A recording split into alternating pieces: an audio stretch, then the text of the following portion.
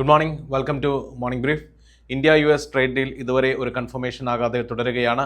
എന്നാൽ പുതുതായിട്ട് 8 രാജ്യങ്ങൾക്ക് കൂടി പുതിയ താരിഫ് ലെറ്റേഴ്സ് അയച്ചു കഴിഞ്ഞു. മൊത്തം 28ഓളം രാജ്യങ്ങൾക്ക് ഇപ്പോൾ ലെറ്റേഴ്സ് കിട്ടിക്കഴിഞ്ഞു.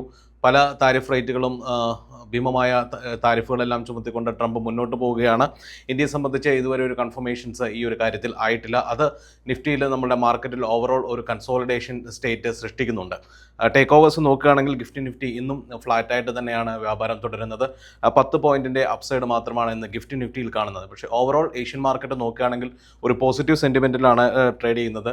ഇതിൽ നിക്കി മാത്രമാണ് 0.5% ഡൗൺ ആയിട്ടിരിക്കുന്നത്. എന്നാൽ കോസ്പി ഏകദേശം 1% അടുത്ത് പോസിറ്റീവായിട്ടാണ് ട്രേഡ് ചെയ്യുന്നത്. യു എസ് മാർക്കറ്റിലേക്ക് വരികയാണെങ്കിൽ യു എസ് മാർക്കറ്റ് എല്ലാം തന്നെ ഇന്നലെ നല്ല രീതിയിൽ പോസിറ്റീവായിട്ടാണ് ക്ലോസ് ചെയ്തത്.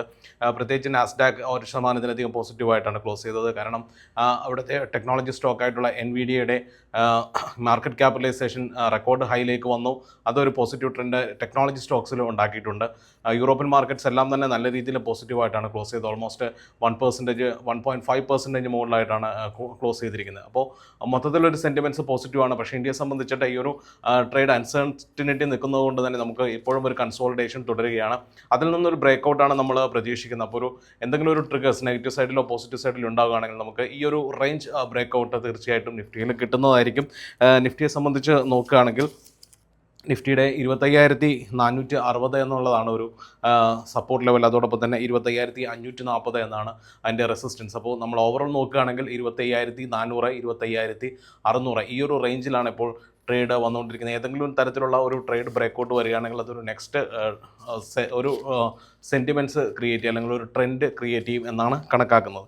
ബാങ്ക് നിഫ്റ്റിയിലാണെങ്കിൽ 57,100 അതിൻ്റെ സപ്പോർട്ട് റേഞ്ച്, 57,280 ഇന്നത്തേക്കുള്ള ഒരു റെസിസ്റ്റൻസ് ലെവൽ. പിന്നീട് നമ്മൾ നോക്കുന്നത് ക്രൂഡ് ഓയിൽ പ്രൈസാണ്. ക്രൂഡ് ഓയിൽ പ്രൈസ് ഒരു സ്ലൈറ്റ്ലി ഡൗൺ ആയിട്ടാണ് നിൽക്കുന്നത്. അതോടൊപ്പം തന്നെ ഡോളർ ഇൻഡെക്സ് കുറച്ച് പോസിറ്റീവ് ട്രെൻഡിലേക്ക് വരുന്നുണ്ട്. ഇത്രയും കാര്യങ്ങളാണ് ടേക്ക് ഓവേഴ്സ് ആയിട്ടുള്ളത്. പ്രധാനമായിട്ടും നമ്മൾ നോക്കുന്നത് ഇന്ന് TCSൻ്റെ റിസൾട്ട് വരുന്ന ദിവസമാണ്. പോസ്റ്റ് മാർക്കറ്റ് അവേഴ്സിന് ശേഷമാണ് റിസൾട്ട് വരിക. പക്ഷേ റിസൾട്ടും അതോടൊപ്പം തന്നെയുള്ള ഗൈഡൻസും ടെക്നോളജി സ്റ്റോക്സുകളിൽ ഒരു സെൻറ്റിമെൻറ്റ്സ് ഉണ്ടാക്കാനുള്ള സാധ്യതയുണ്ട്. അപ്പോൾ ഗൈഡൻസ് കൃത്യമായിട്ട് വാച്ച് ചെയ്യുക. മാർക്കറ്റ് അവേഴ്സിൽ തന്നെ ചിലപ്പോൾ ഗൈഡൻസ് പുറത്തു വരാനുള്ള സാധ്യതകളുണ്ട്. അപ്പോൾ അത് കൃത്യമായിട്ട് വാച്ച് ചെയ്യുക. ഏവർക്കും ഒരു ട്രേഡിംഗ് ദിനം ആശംസിക്കുന്നു. Thank you so much.